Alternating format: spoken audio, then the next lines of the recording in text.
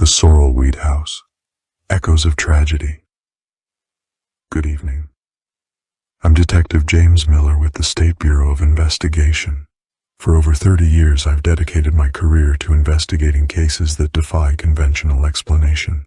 The file I'm about to share with you tonight is one that continues to perplex investigators and paranormal researchers alike. Case file: Georgia 1840 SWH. Date of initial report: December 1840. Status: unexplained.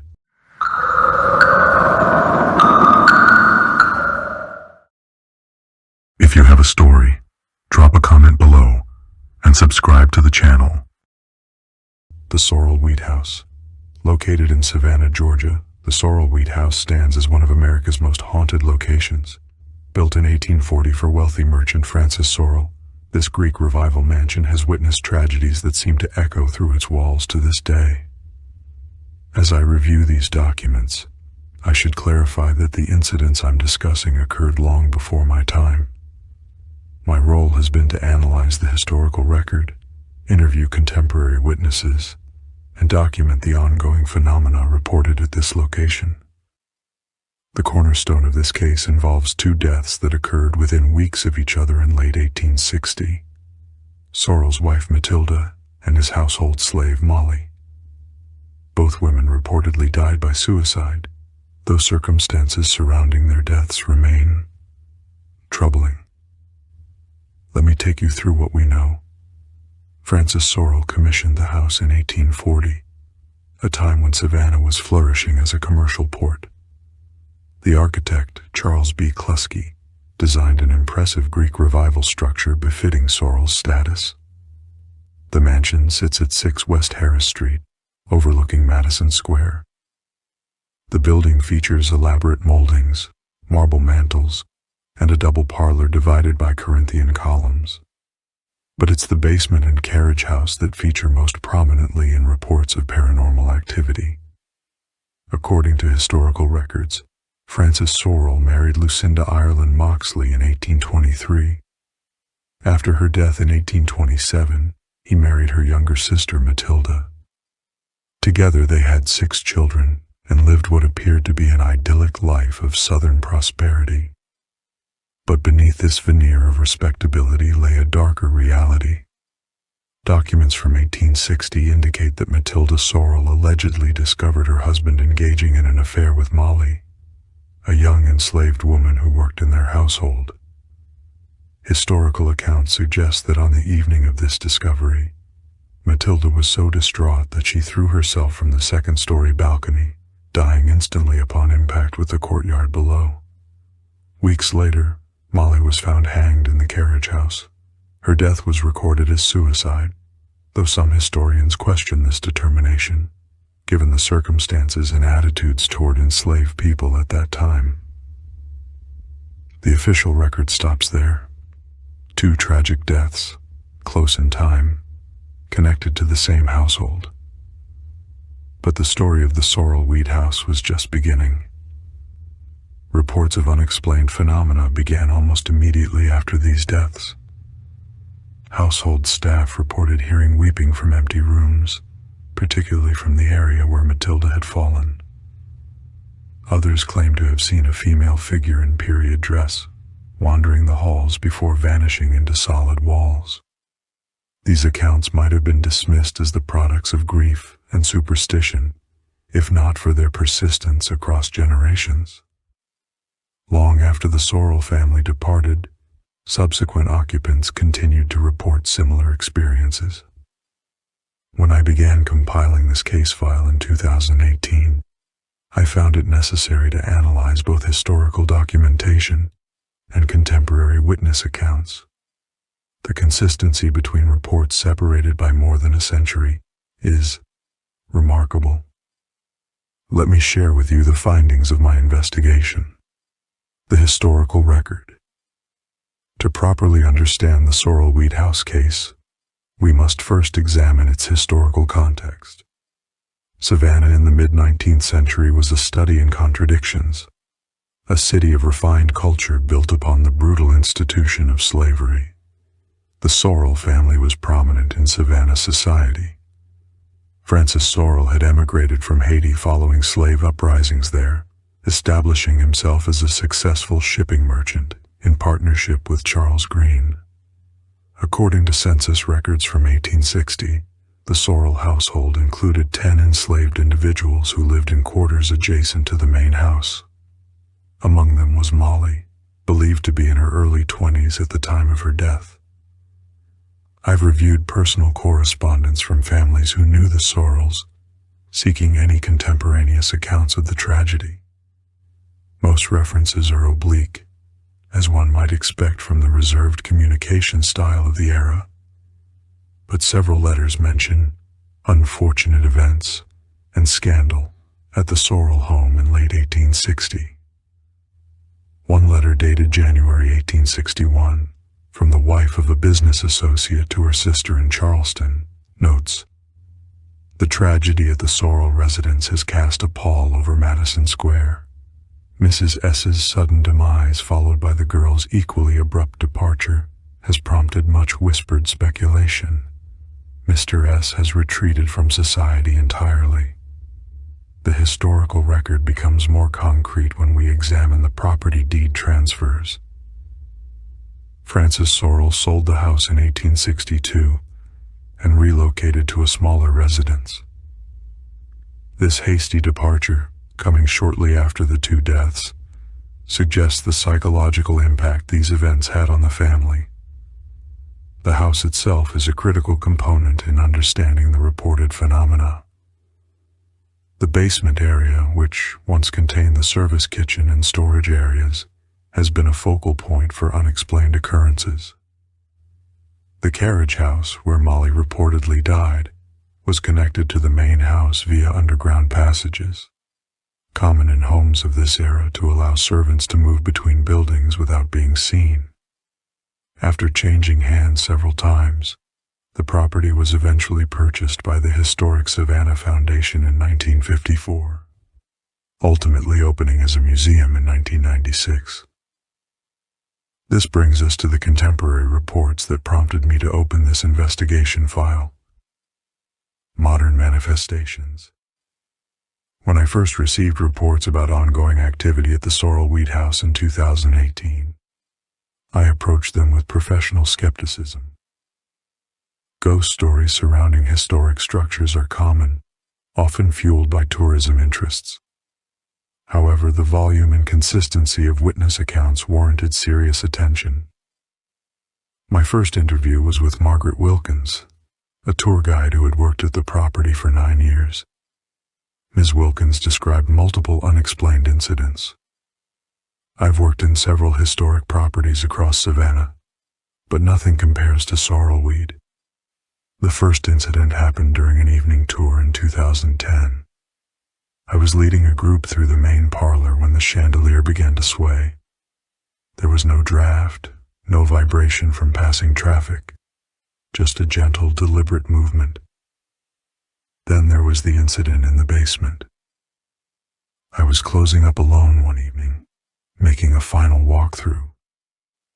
As I entered the old kitchen area, I felt a sudden cold spot. So cold it made my breath visible, despite it being August in Georgia. As I passed through it, I distinctly heard a woman's voice whisper what sounded like, "Help me." I've refused to close alone since then. Ms. Wilkins provided this photograph taken during a tour in 2014, showing what appears to be a female figure in period dress at the top of the main staircase. The photographer, a tourist from Minnesota, reported that no one was standing in that location when the picture was taken. Analysis of the image by our technical department proved inconclusive. While there are no obvious signs of manipulation, the quality and lighting make it impossible to definitively rule out conventional explanations, such as light reflection or camera malfunction. Between 2018 and 2023, I conducted interviews with 27 individuals who reported unusual experiences at the Sorrel Weed House. These witnesses include tour guides, maintenance staff, visitors, and 3 separate paranormal investigation teams who conducted authorized overnight studies of the property. The consistency across these accounts is noteworthy. Reported phenomena cluster around several specific locations within the property. 1. The second-floor balcony in the courtyard area below, where Matilda Sorrel allegedly fell to her death. 2. The basement kitchen area. 3. The carriage house, particularly the upper level where Molly was reportedly found. 4. The master bedroom on the second floor. Common experiences include sudden, localized temperature drops, often described as walking through a freezer. Auditory phenomena, including weeping, whispered conversations in empty rooms, and footsteps on stairs when no one is present. The sensation of being touched, particularly reported by female visitors. Objects moving without apparent cause. Visible manifestations, typically described as female figures in period dress. Electronic equipment malfunctions, especially in the basement and carriage house. Jason Carpenter, lead investigator for Southern Paranormal Research Group, provided me with audio recordings from their overnight investigation in March 2019. The most compelling of these captures what sounds like a female voice saying, "He knows what happened," in response to an investigator asking if anyone was present. Our audio analysis confirmed the voice does not match any of the investigators present that night. While we cannot rule out external contamination, the quality of the voice and its relevance to the direct question is difficult to dismiss.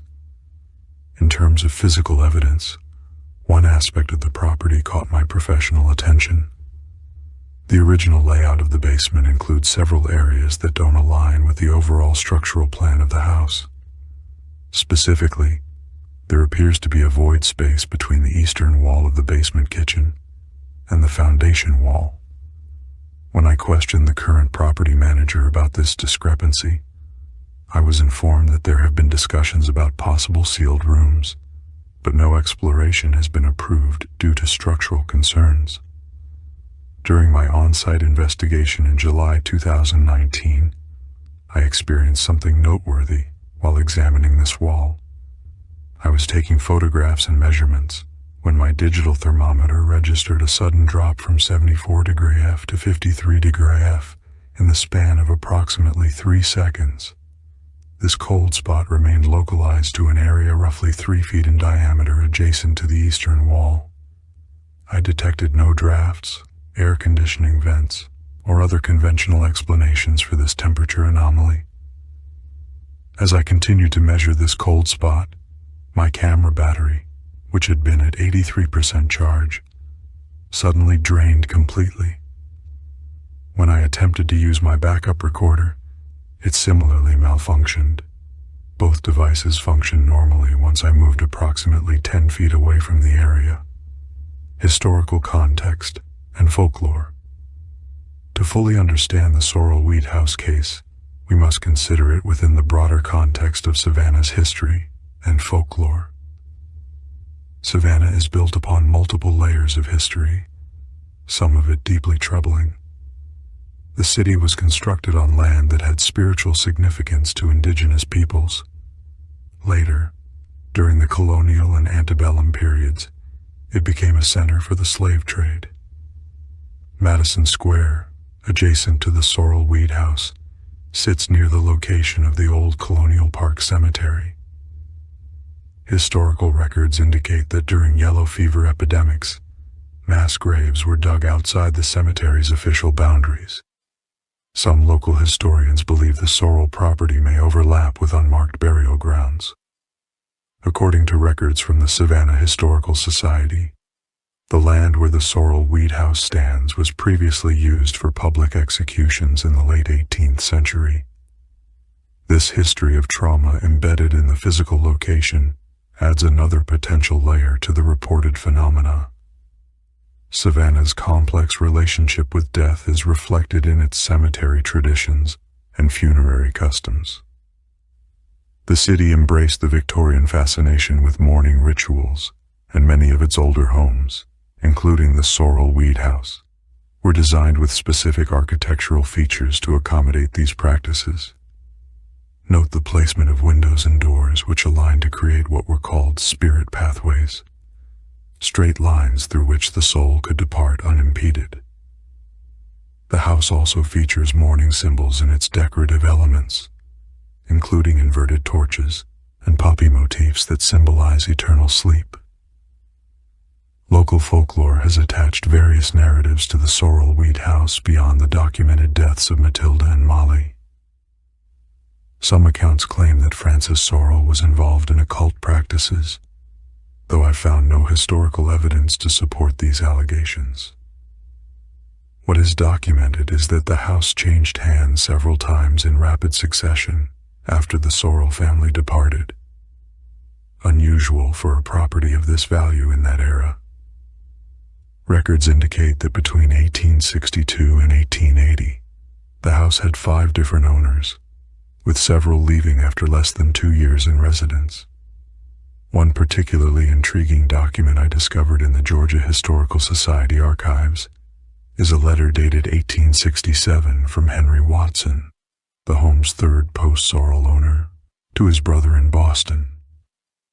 I write to inform you that we have decided to sell the Harris Street property despite the considerable financial loss this represents. Caroline's health has deteriorated rapidly since we took residence, and she attributes this decline to the oppressive atmosphere of the house. I was initially skeptical of her complaints about noises in the night and persistent cold in certain rooms regardless of the fire's strength, but recent events have convinced me there is something unwholesome about the property. Last Tuesday, our maid Martha fled the house in terror, claiming to have seen a woman in the master bedroom who vanished before her eyes. We have been unable to retain household staff since. Paranormal investigation. In October 2020, I arranged for a comprehensive investigation of the property, bringing together experts in various fields. Dr. Eleanor Vance, architectural historian specializing in antebellum Southern homes. Dr. Raymond Stantz, environmental engineer with expertise in building systems. Sarah Whitwer, audiovisual forensic specialist. Michael Barrett, medium and psychic investigator, included for comparative purposes.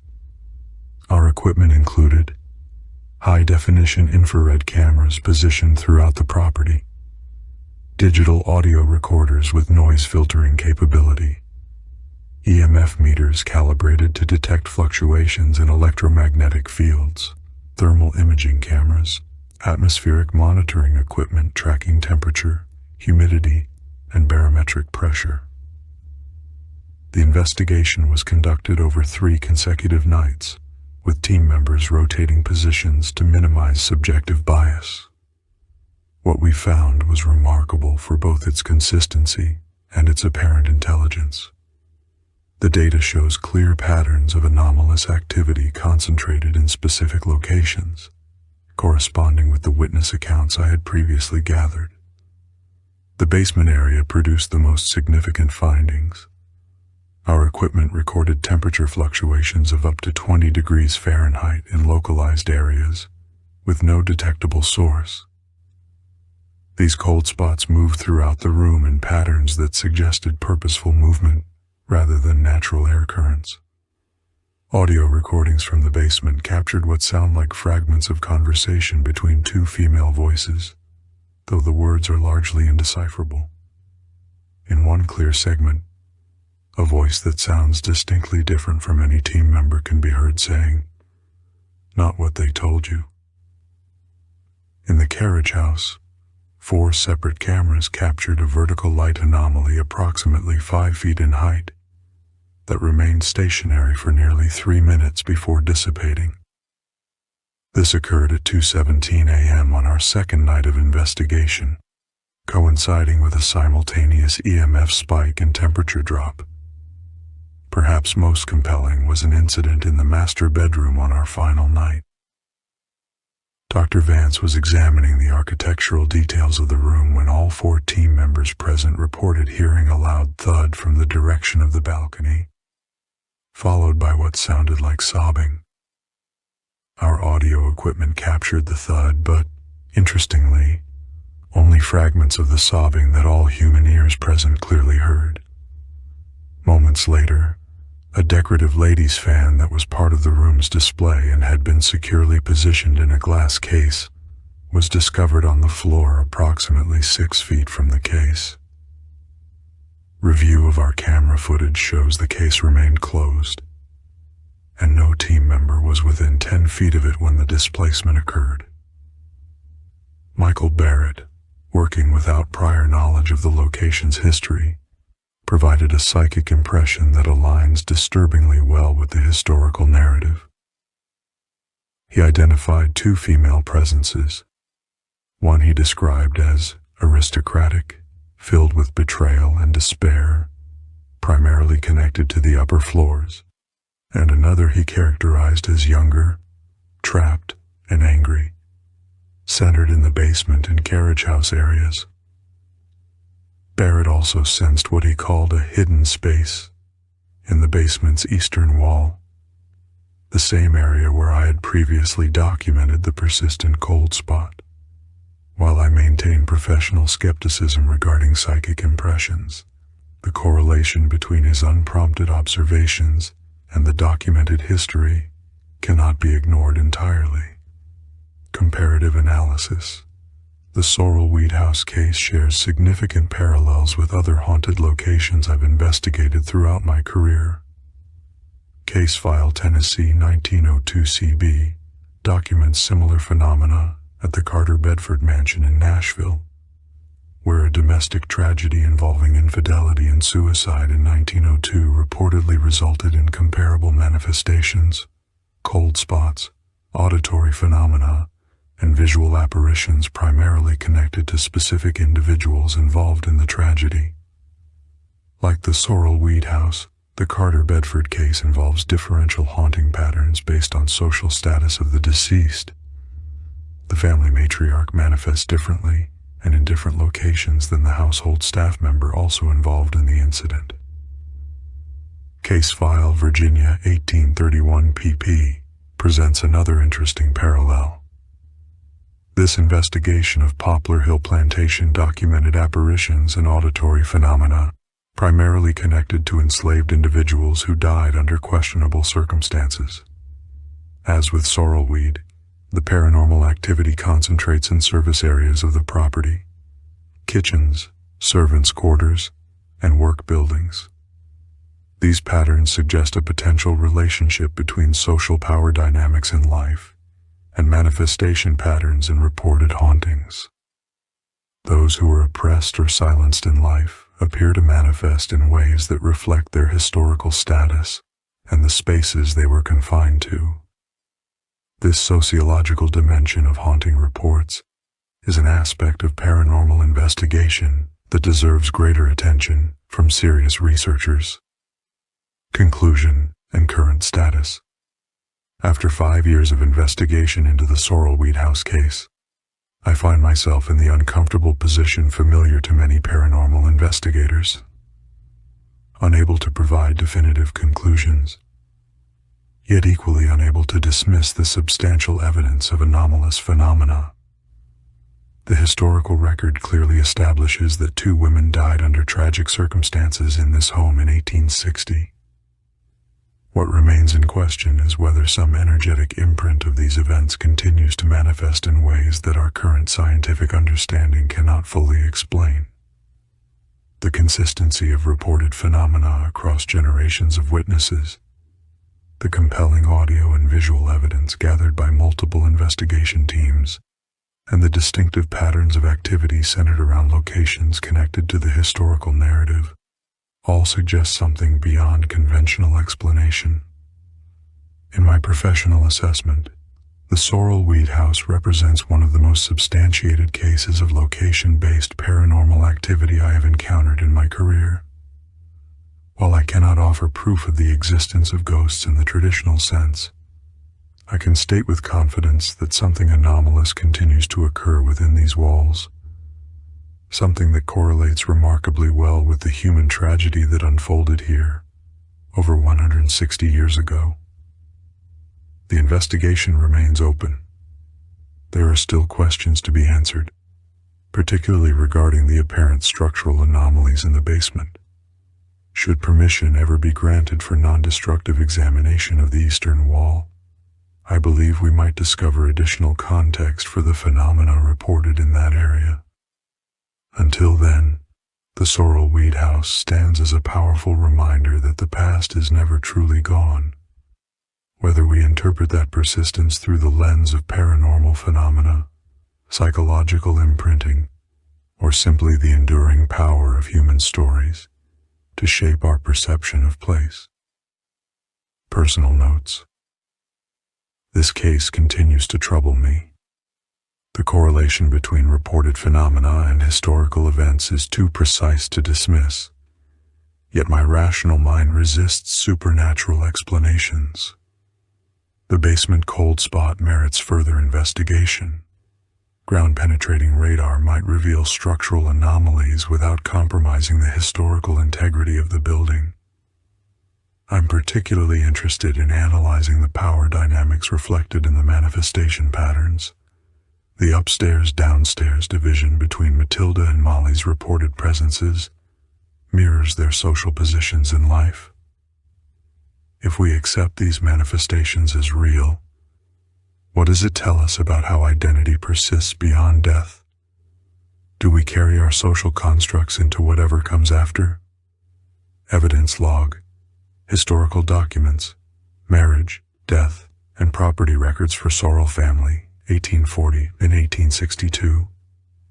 Architectural plans and building history documentation, 27 witness interviews, audio recordings and transcripts, photographic evidence, 14 images showing possible apparitions or anomalies, audio recordings, 8 EVP sessions with potential non-environmental responses, environmental data, temperature, EMF, and atmospheric readings from 3-night investigation, video footage, 40-plus hours from 2020, comprehensive investigation case status, update, case remains unexplained. Periodic monitoring continues with quarterly data collection.